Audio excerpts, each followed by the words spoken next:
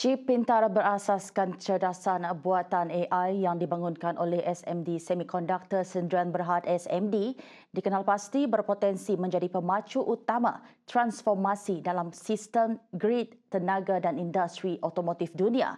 Ketua Pegawai Eksekutif SMD Syariman Jamil berkata, teknologi HAI Power Converter adalah satu inovasi disruptif yang bakal menyelesaikan isu kritikal seperti gangguan bekalan elektrik, penggunaan tenaga yang tinggi serta kecekapan sistem motor elektrik.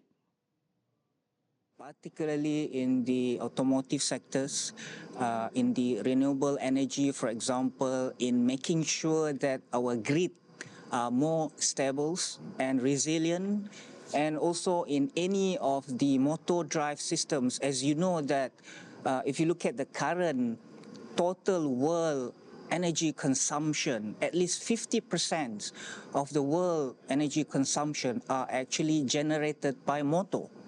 So if you have a new innovative solutions that can reduce or to make motor more efficient and hence reduce the power consumptions, then that will be the next disruptive technology that the world are waiting for. Menurut Syariman, kelebihan utama SMD berbanding pemain industri lain ialah kemampuan mengintegrasikan keupayaan AI secara langsung ke dalam chip itu sendiri, bukan sekadar di peringkat sistem luaran.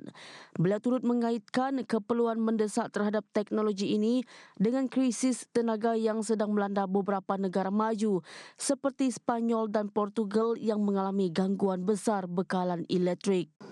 You see, currently, I give you one example.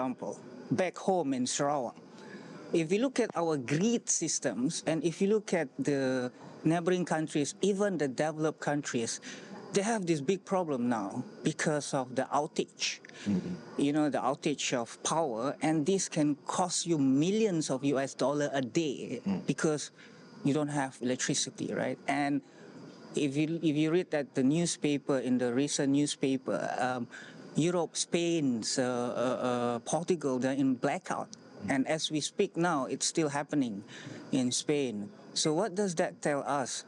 We must have a more robust new technology for the grid systems. And this is one of the examples that we are developing now. Pembangunan chip ini kini berada di peringkat awal dan SMD menjangkakan tempoh 1 hingga 2 tahun diperlukan sebelum ia bersedia untuk dikomersialkan sepenuhnya dengan sasaran pasaran termasuk UK, Eropah, Amerika Syarikat dan Asia Tenggara.